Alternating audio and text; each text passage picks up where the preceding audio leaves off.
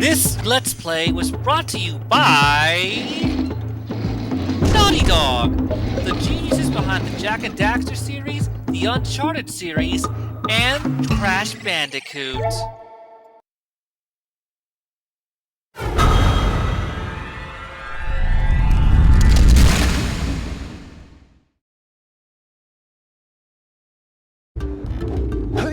How's it howlin', everybody? Wolf Leon here, and welcome back to Let's Play Jak and Daxter the Precursor Legacy. In the last episode, we went through the Fire Canyon and took it down in order to make it to Rock Village, where we found that the blue stage is missing, and there's a giant claw monster named Claw attacking it. We met the villagers and found out their problems, and solved a few of them right out of the gate. And in this episode, we're going to take on the lost Precursor City and the Precursor Basin to get more power cells to use the levitation device. So as we start off with the lost Precursor City, there's a few things I want to discuss before we really get into the meat of it. You may have noticed that I have been talking a little more sporadically in this Let's Play, along with not directly reacting to certain things. It's because in this Let's Play, much like the second half of Miss Ruby's boss battle in Sly 1, I'm trying out post-commentary as an experiment for this particular Let's Play, to see if it's any harder, easier, more interesting than just doing live commentary all the time. In addition, you may have also noticed that certain transitions, intros, and styles may have been past ones compared to some of my newer Let's Plays. That's because I started this Let's Play around the same time that I started the Let's Play for Sly 1. So the style and intros have been evolving along with the rest of the way on this one.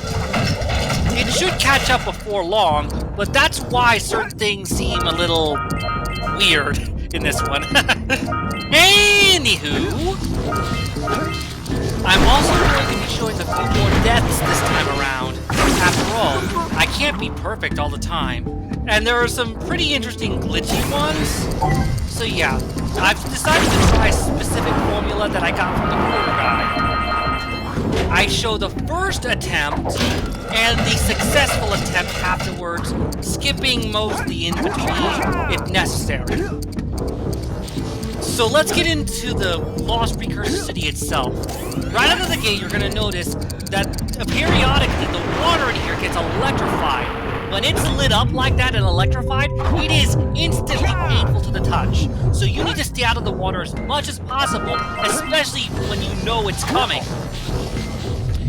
In fact, the lost Precursor City itself is a bit more of a puzzle platformer in and of itself. A lot of smaller challenges, a lot of platforming, a lot of hazards, and some unique enemies. We noticed one earlier where two were stacked on top of the other. You knock down the smaller one off the bigger one, and then take them out individually. Later on, there's also going to be these, I don't know, pufferfish dragon things. When they're puffed up and spiky, you don't want to attack them. Wait until they lose their puff in order to give them a good whack. Another notable hazard is these heated pipes. They are instantly painful to the touch and will take away a piece of health. And with these alternating platforms underneath them, your goal is to jump over it again and again, going left and right in a pattern, especially if you want to get the Precursor ores. And the different challenge rooms are separated by these hallways that typically have the electrified water. So you've got to try to platform around this in order to get to each challenge, and thereby getting to the power cell.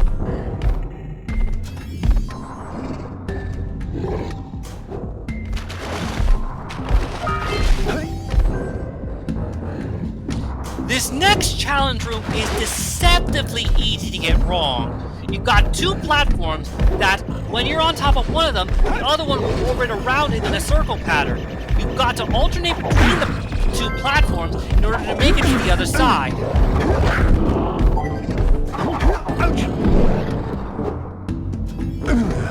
That looks like it hurt. Should I call for backup? Even with the different format and the evolving intros and style, the running gag continues. Shut up, Dax.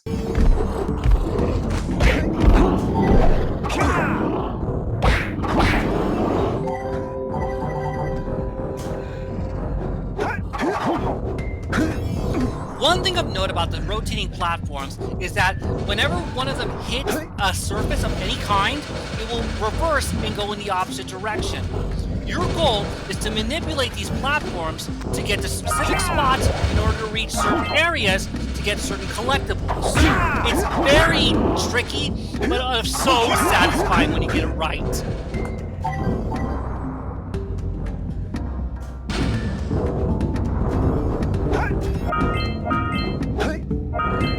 Here we have the major room of the Precursor city. This area has multiple objectives. There's a Precursor storage device for Precursor orbs if you can get the blue eco to it.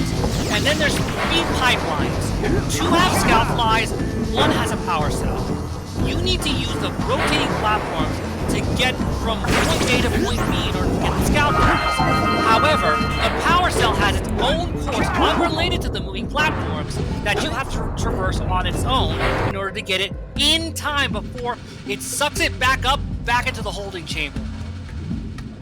Now, the 2 scout flies are much simpler than the power cell.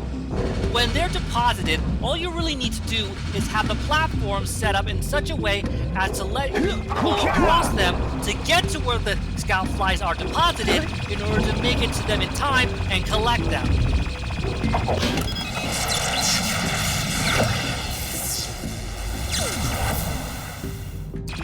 Quick! Follow that pipe!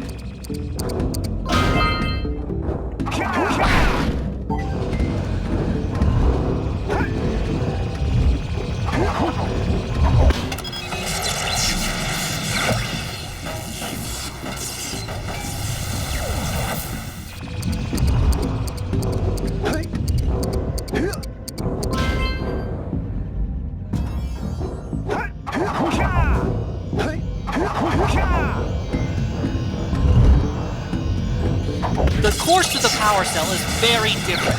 It has alternating platforms going in and out in conjunction with one another. They're never out together at the same time. So you have to constantly keep an eye on them, get the timing right, and jump accordingly in order to make it to the power cell in time before it gets sucked back into its holding chamber like the scout flies would.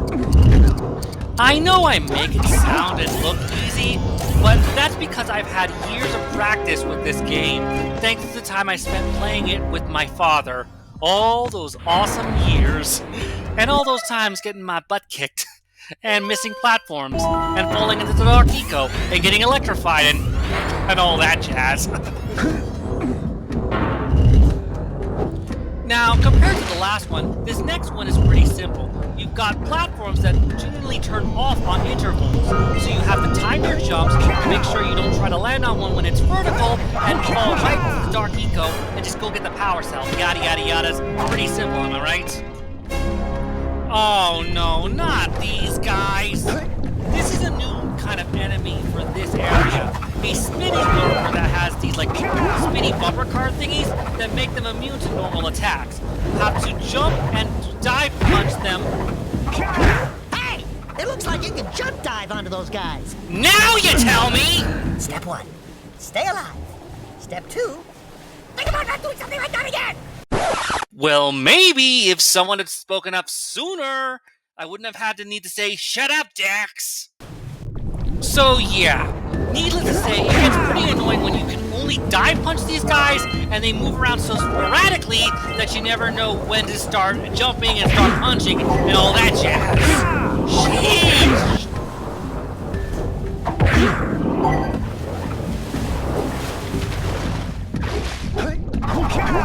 But then we go from one of my least favorite enemies of the game to one of my favorite areas in the game, big time! How about we take it easy on those hot pipes? Shut up, Dax. I am already well aware that the hot pipes are dangerous to the touch.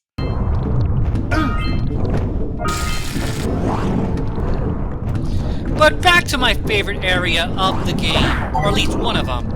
This puzzle is deceptively easy, yet so hard to perfect. You've got to jump on each of these platforms to make them light up, and once they are all lit up, the path to the power cell is open. However, even after you've opened the door to the power cell, if you land on one, it'll turn off and in turn will close the door. You have to do a specific pattern or a specific creative way in order to get them all lit up in a way that you are in direct access to the door leading to the power cell so that you don't accidentally close it and have to do it all over again. It's a lot of fun because you can get creative with the pathways you can pick out to get to the power cell door. Any kind of challenge or puzzle that has me thinking creatively is a winner in my book. It's why I've got certain unorthodox choices for certain favorite bosses in certain favorite games. I'll tell you the stories as we go, if we ever come to them.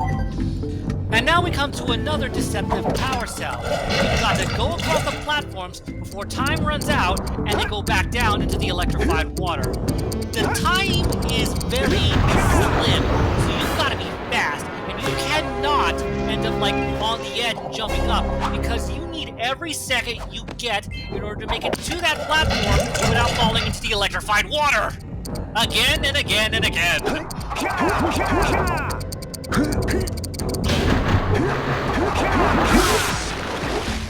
And now we use these sliding segments to get to the other areas of the Precursor City. These can be fun, but at the same time, they can be very annoying. If you go the wrong way, you can miss a crate with Precursor orbs and have to come back to get it later.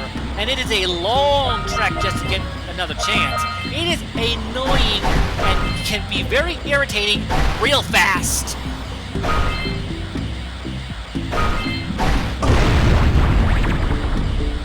Now, this next area we're coming up to, I'm pretty sure it's the chamber that Kira was talking about, the one that we can bring up to the surface, but we're not going to do that one yet. That's actually going to be the last thing we do in the city. Instead, we're going to keep going and collect all the other power cells and Precursor orbs before coming back, completing this challenge, and thereby completing the city itself. It looks like those things need a blue eco charge. Yes, I know, Dax. So yeah, when we do come back to do this challenge, we have to use the blue eco to power up these modules in order to activate the chamber. But again, let's wait on that.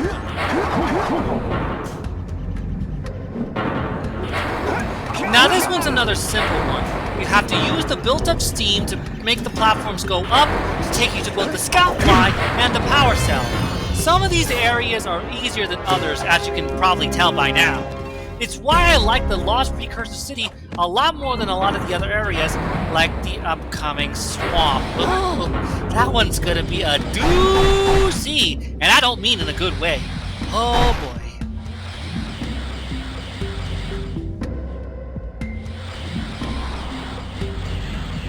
But oh boy, we are now about to get to my least favorite challenge, not only in the Lost Precursor City, but in the entire game itself. Let's get this over with.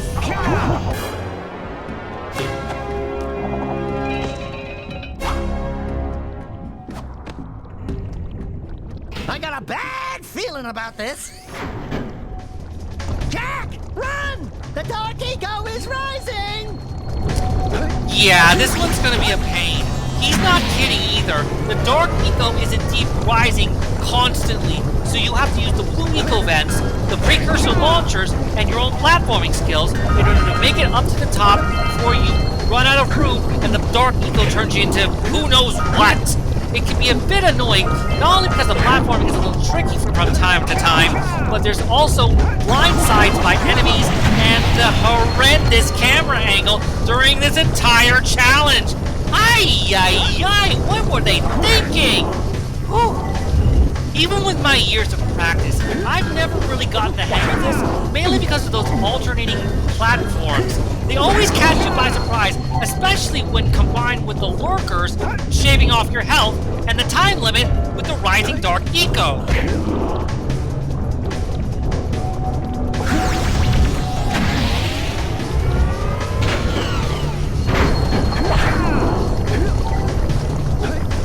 There are a total of 3 segments for this challenge. You have to get through each one of them, get to the Precursor launcher with the blue eco, and then launch up to the next one until you get to the last one at the very end that launches you all the way out of the chamber and in turn out of range of the dark eco. Oh boy. But waiting for you at the end of the challenge is another power cell. So essentially you get 2 power cells from this segment from the start and the end. But it's also annoying, especially when you do what I did and missed 1 box of Precursor orbs. So you have to slide all the way down, get the orbs, go through the platforming all over again, and make it all the way back to the top, dying along the way most of the time, just to get out of there and complete your run like I want to do. Woo-wee! I was right behind you, Jack! Really? I was. Oh, shut up, Dax! You don't actually do anything until the next game. So stop backseat driving! And now we get to Kira's mission here in the city. We have to use the blue eco to power up each of those modules all at the same time to open up the chamber so we can send it up to the surface and get the final power cell for this area. It's actually a lot of fun trying to get it, and I've always managed to get it every single time I ever played the game. It's so much fun! I'll bet we can get all of those things charged at once!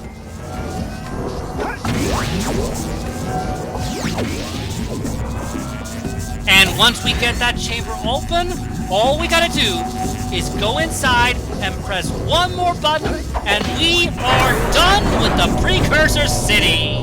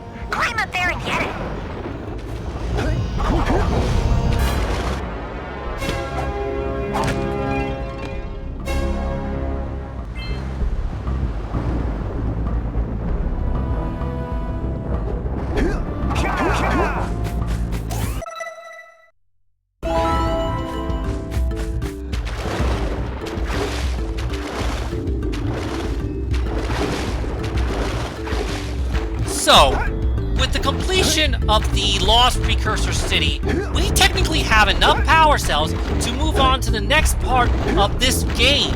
But I don't want to do that yet. Like with the previous hub area, I want to complete everything possible within the areas available here in Rock Village. Both the Basin and the Swamp. But before we get to that, we're going to go to the Precursor Oracle and drop off the 240 Precursor orbs it wanted for its power cells. Here is another power cell for your quest.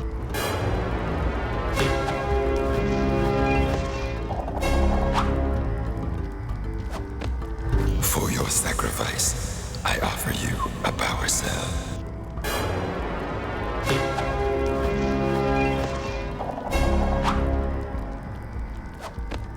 So that's actually going to do it for the ancient Lost Precursor City. Let's take a short break and come back for the Precursor Basin, which is actually a lot harder than I thought.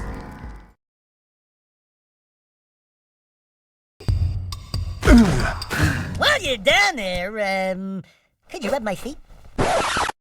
Ew! So even on my replays for fun, you're still going to troll me? You know what? I'm counting it. Shut up, Dax!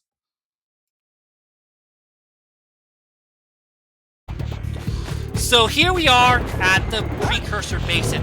Strictly an A-Grab Zoomer type level. Everything you do in this level is with the A-Grab Zoomer. So we've got to find the infected plants, help the lightning moles, as well as beat that record for the gambler, amongst other level challenges, in order to get the power cells and other collectibles.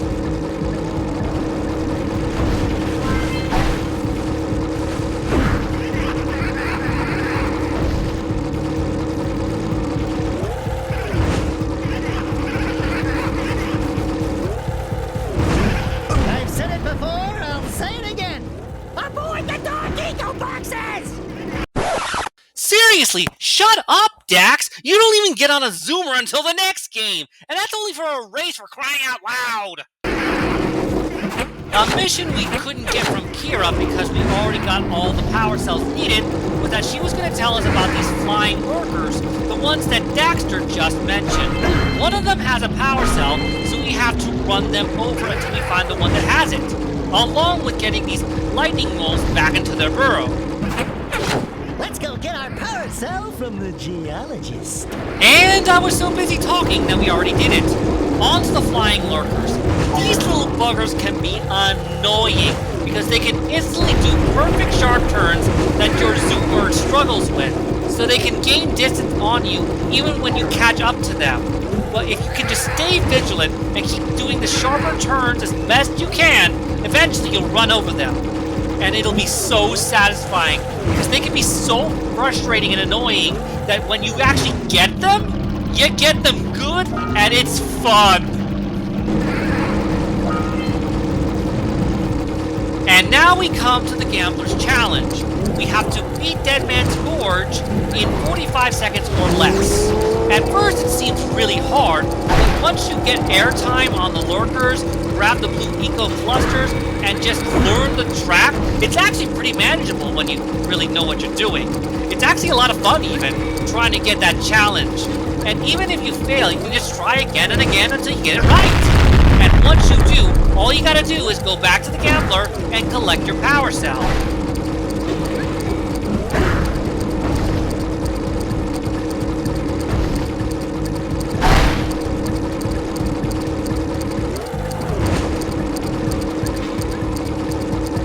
Woo! We beat the record time!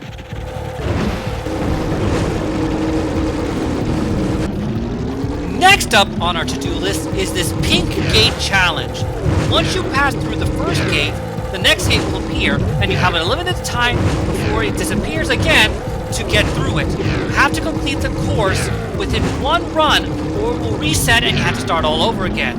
These gates can be a little on the tricky side, because sometimes it'll ask you to do a jump, but once you know what you're doing, like everything else, it's actually pretty cool. It gets you death-defying stuns and all that stuff. Pretty good for a video like this.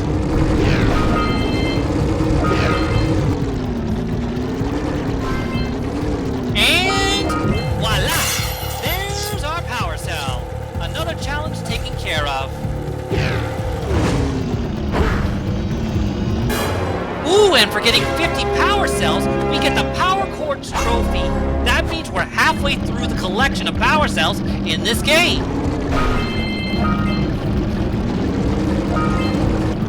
And now, because we collected 1,000 of the 2,000 Precursor orbs in the game, we get the Orbinator trophy, meaning we're also halfway through that one as well.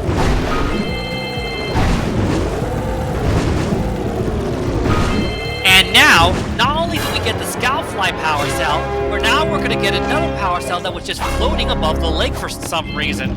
Just like the one back in Misty Island, we had to make that jump.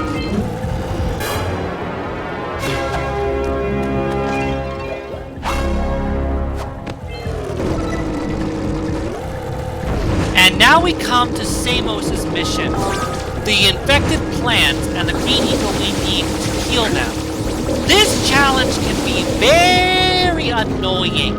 As Samos warned us from the get-go, if we take too long healing these, the infected plants reinfect the healthy ones, and we have to heal them all over again, and again, and again, and again. You have to be vigilant and fast, laying down the green eco energy on all these plants if you want any chance of healing them all in a orderly manner before, like, any of them get reinfected. And they get reinfected a lot faster than he may make you think. Woo! But yeah, I've always had trouble with this one, even as a little kid. Not the best challenge in the world, but not the worst either. That one still goes to the Dark Eco Pit back in the Precursor City.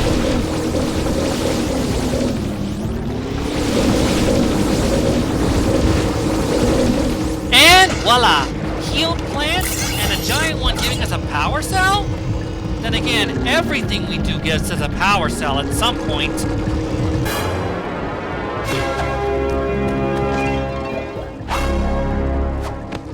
You keep on impressing me. But then maybe it's just because I've got low expectations. Okay, your moment of gloating is over. Get on with it. Not gonna quote the meme. Not gonna quote the meme. Not gonna quote the meme. Also, shut up, Samos. Anyway, back to the flying lurkers. There's about 4 of them total throughout the Precursor Basin, 2 in each major area, and you have to run down all 4 in order to get the power cell. And each one seems to get faster with each one defeated, I think. Don't quote me on it, but it just feels that way. And because of that, it becomes annoying just to face the frickin' guys and take them down!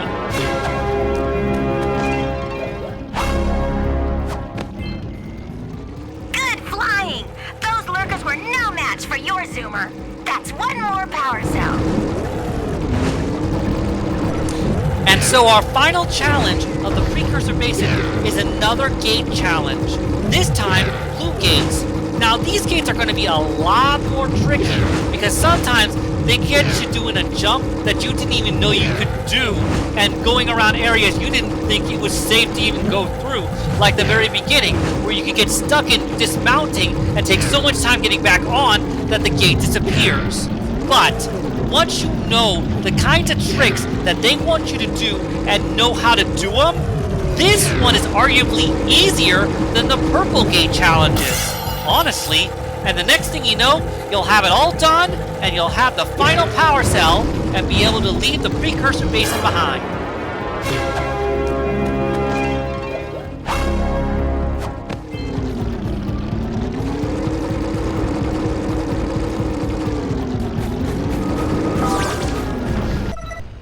Thank you for saving those moles. That's awfully good of you. Here's a power cell to help you out. Now I can get back to my research.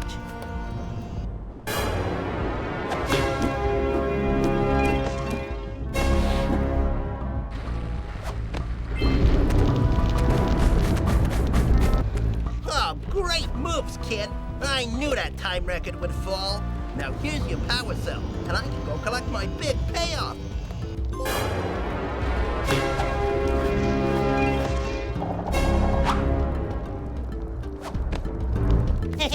Oh, yeah! These orbs will help me win my way back out of this barrel. Here's the power cell I promised.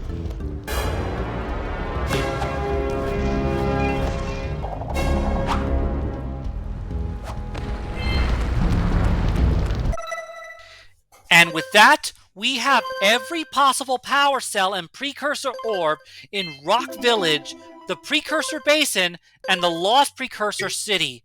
But we're not quite done with this area yet. There's still one more level to do, the Swamp, which I'm not really looking forward to. But before we can even get to that, Samos has a mission for us in regards to the Swamp.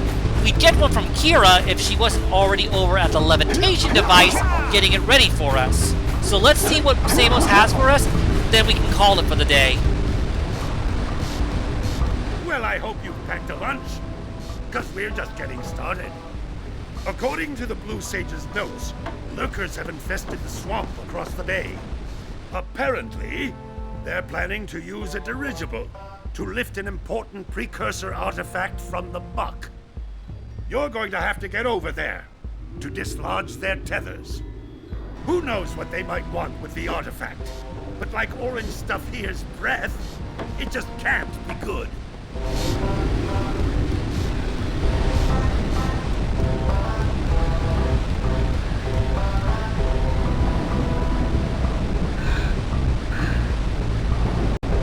So that's actually going to do it for this episode. Next time on Let's Play Jak and Daxter The Precursor Legacy, we're going to head to the swamp and complete all the tasks there. And if we're fast enough, we'll go on and take on Claw and go to the mountain pass to get to the next hub world. Until next time, thank you for watching, Geronimo! I'm Wolf Prince Leon, and see you next time, folks.